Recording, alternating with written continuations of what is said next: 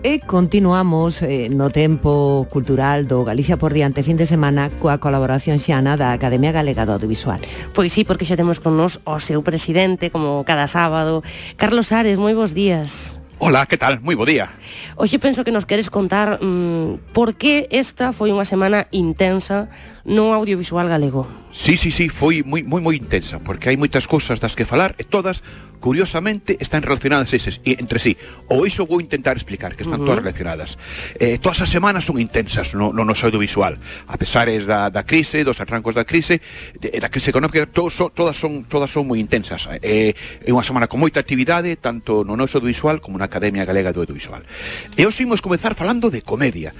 Nestes tempos nos que tanto se debate sobre límites do humor, sobre a risa, debemos lembrar a frase do gran cómico Tony Blanc, que dicía: facer rir é unha cousa moi seria. Eu creo que tiña toda a razón. Decía Aristóteles, nos remontamos aos antigos gregos na súa poética, que para diferenciar a comedia da tragedia, a tragedia trata de homes superiores, heróis, e a comedia de seres inferiores, as persoas comuns, digamos. Curiosamente, todo escrito por Aristóteles sobre a comedia está perdido, perdeuse na Idade Media. Consérvase o que escribiu sobre a tragedia, pero non o que escribiu sobre a comedia. E a comedia amosa as debilidades humanas, a procura de diversión, sen esquecer a crítica individual ou social. Na comedia clásica, os malos son moi malos, os parvos moi parvos, os egoístas moi egoístas, e así todos, para exagerar e reír de calquera característica. E falamos de comedia, e agora imos falar de televisión, porque a televisión tamén é cultura, tamén é reflexo da nosa sociedade. Precisamente, Carlos, hai uns días, o 21 de novembro, celebrouse o Día Internacional da Televisión. Sí, eso é, e agora imos falar das dúas cousas, de comedia e de televisión. A comedia en televisión naceu hai moitísimo tempo, xa. Son coñecidas como sitcom, que ven da abreviatura de Situation Comedy en inglés, e considérase que a primeira é a británica Fine Great Progress de 1947. E xa un pouco máis tarde, en 1951, naceu en Estados Unidos I Love Lucy, que foi a primeira gran revolución dentro da comedia en televisión. Comenzaron sendo uns sketches dentro dun programa de variedades interpretado por Lucy Ball, unha grandísima actriz.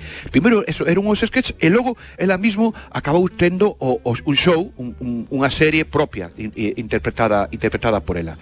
E dende I Love Lucy, a historia dunha ama de casa dos anos 50, a comedia evolucionou moitísimo. Nos comenzos desenvolvíase con público indirecto, con poucos decorados, feitos nuns estudos de televisión, poucos personaxes, e tiñan historias autoconclusivas. Ademais, historias principais, había tramas secundarias ou paralelas. E o humor baseábase na broma verbal ou visual, o que é coñecido como gag. O sea, no cine clásico eran coñecidos así os gags visuais. E o humor recae nas características propias dos personaxes, que se exageran e das súas reaccións. E o xénero foi renovándose continuamente, porque nestas cousas da televisión e do cine temos que renovarnos para que o público nos siga. E ter público en directo fixo que tiveran un ritmo propio, un ritmo moi curioso, chegando a tal punto, a tal exageración, que en Seinfeld, esa gran comedia ambientada en New York, cando facían exteriores, poñían unha grada para que a xente vira estivese en público e eles tivesen ese ritmo, o sea, secuencias moi cortiñas, e montaban unha grada para seguir tendo ese ritmo e seguir tendo o público diante. As máis coñecidas, vou citar unhas cuantas: Friends, Seinfeld, se dicen, e as miñas preferidas, que son Cheers e Frasier, que Frasier é unha especie de spin-off, unha especie de serie continuada dun personaxe que había en Cheers. E como se dicen, a comedia foi evolucionando, e cada vez é máis raro ver unha comedia con público en directo.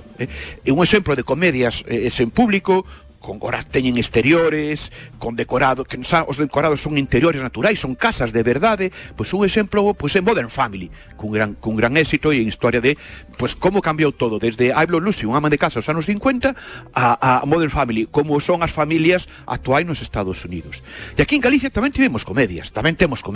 E hoxe conmemoramos que unha delas cumpre 23 anos.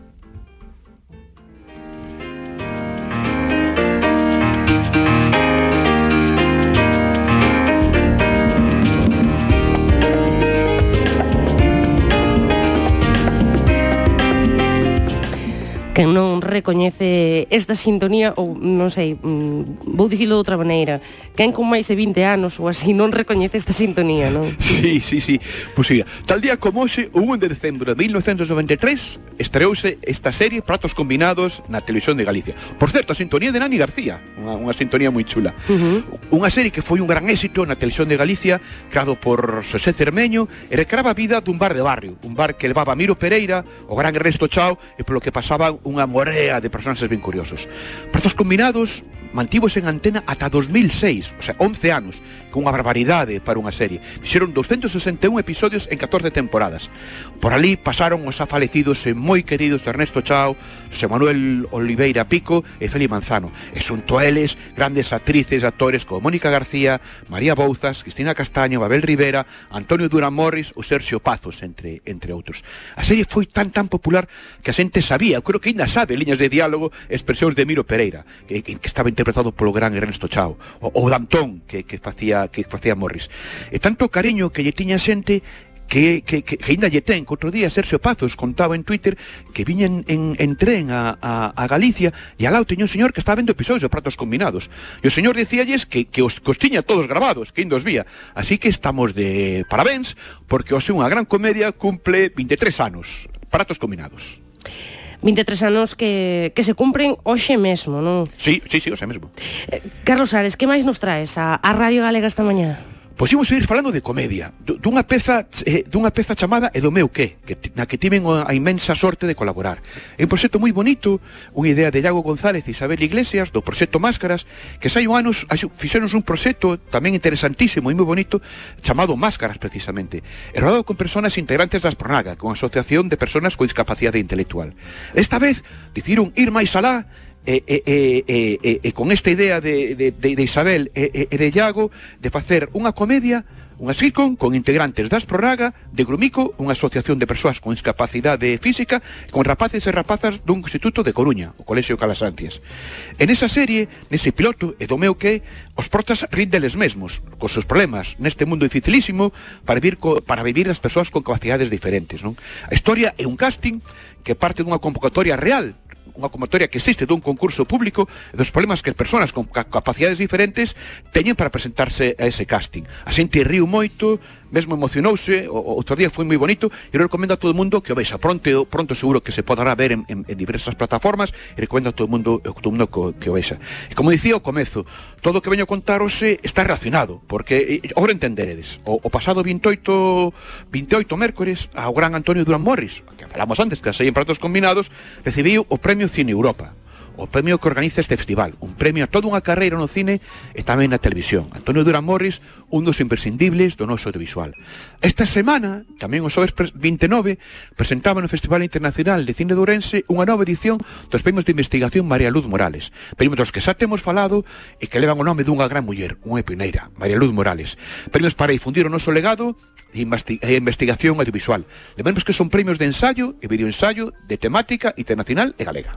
Na páxina da Academia, www.academiagalega.audiovisual.gal, están as bases desta convocatoria e poden presentarse traballos ata o 17 de marzo do ano que ven, non? Sí, animo a participación nestes premios nunha gran calidade nos anos pasados coas obras premiadas, obras das que xa teremos tamén a ocasión de falar porque son interesantísimas. E tamén temos que falar do gran éxito do Gifatón, que pasado sábado organizou a Academia, no que se fixeron máis de 250 GIFs animados baseados en películas e series gañadoras dos premios Mestre Mateo e cunhas películas galegas antigas cedidas para ocasión polo CEGAI, a Filmoteca Galega. Xa se poden utilizar eses GIFs para mensaxes e calnes como WhatsApps ou Telegram e para redes sociais, como Twitter ou Facebook. Eu xa levo unha semana utilizándoos moitísimo nos últimos días, mandando continuamente eses GIFs. Podes buscar en calquera desas plataformas ou medios, son moi divertidos.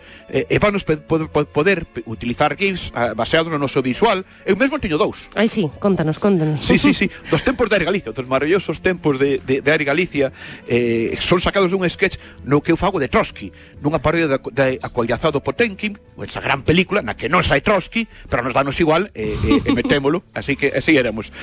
Pasei esta última semana mandando a todo o mundo esos GIFs utilizando as redes sociais. Estou levando as mans á cabeza e noutro estou aí como bailando. Porque reír porque rir é unha cousa moi seria, como se dicía uns antes que dicía Tony Leblanc. E rir dun mesmo é o mellor que podemos facer, porque se rimos, os malos perden. Os GIFs, o gifatón da Academia Galega do Audiovisual e tamén a comedia e a televisión hoxe no centro do comentario do presidente da Academia Galega do Audiovisual, de Carlos Ares. Lembramos que a máis as bases do certame María Luz Morales poden consultarse na web da Academia, www.academiagalega.audiovisual.gal. Carlos Ares, moi bons días, boa semana. Moi bo día. E ata o vindeiro sábado. Ata o vindeiro sábado. Grazas.